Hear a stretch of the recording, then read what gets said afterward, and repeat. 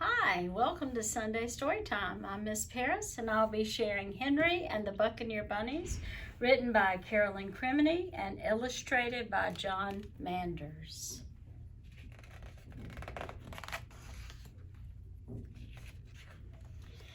Cruising the seven seas on a rickety old ship called the Salty Carrot sailed a wild, rowdy band of buccaneer bunnies.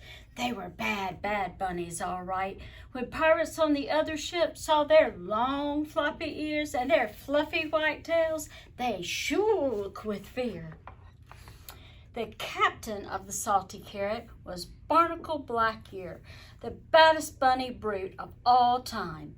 Blackear was proud of his wooden paw, his golden earrings, and his mean reputation.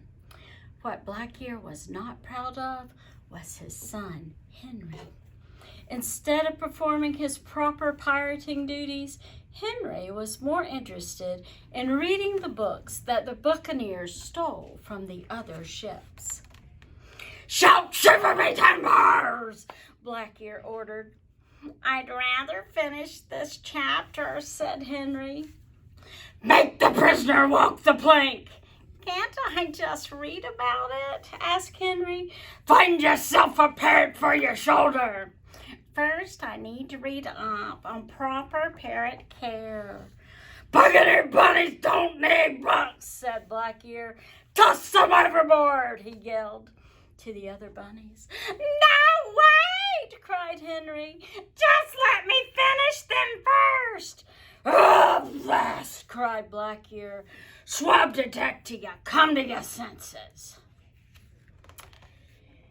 And so Henry swabbed the decks day after day while reading some of his favorite books, like Robinson Crusoe and 30 Days to Longer Ears. "Bet you can't do this with a book," said Jean LaHare, sharpening his hook. Henry, he just sighed and turned the page. "You'll never find booty like this in a book," Calico Jack Rabbit told him, holding up his stolen loot. Henry shrugged and turned the page. "Can't do this with a book in your paw," said Bartholomew Bunny while sanding his peg leg. Henry just turned another page. As much as he loved his books, Henry was a lonely Buccaneer bunny if ever there was one. Then one morning, he looked up at the red sky and he wriggled his little pink nose. He heard the parrot squawk and the fish jumping out of the water. "If my books on meteorology are correct, those signs mean a big storm is heading this way," he thought. Henry tried telling Jean LaHare about the upcoming storm. "Excuse me, but I believe a big storm is coming," Henry said. But Jean was too busy polishing his pieces of 8. "Get back to your books, Henry." He tried telling Calico Jack Rabbit.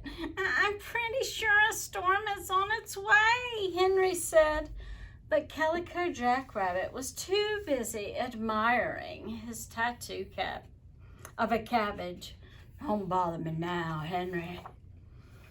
Finally, Henry cried, "Batten down the hatches! A huge storm is coming!" "What do you know about storms?" Blackear demanded. "Get back to swabbing the deck before I make shark bait of those books of yours." Henry did as he was told, but he kept his little pink eyes on the skies, and when he saw the rats abandoning ship, he started packing up his books in empty treasure chest.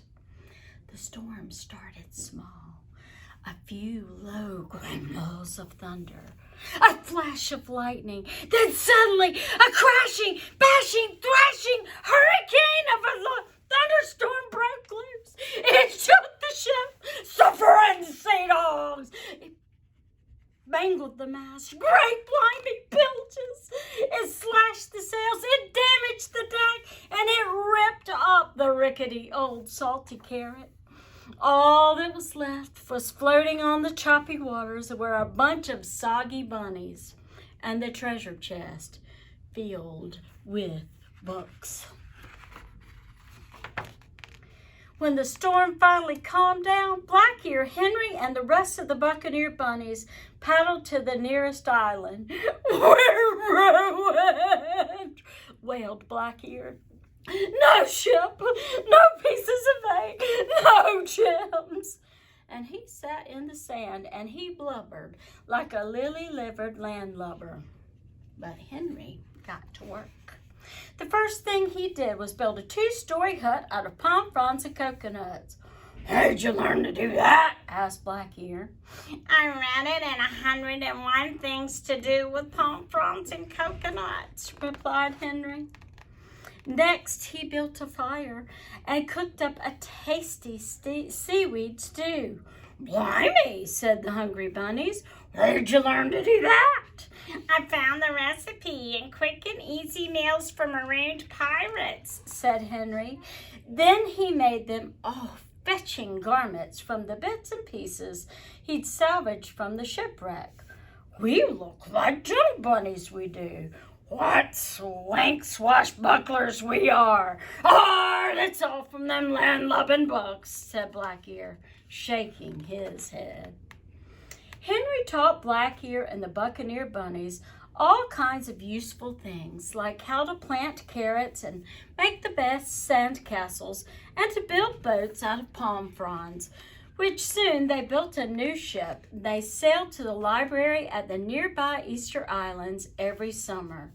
Here the Buccaneer bunnies spent many happy hours, slurping seaweed stew and reading books. "Aye, Buccaneer bunnies will always need books," said Blackear.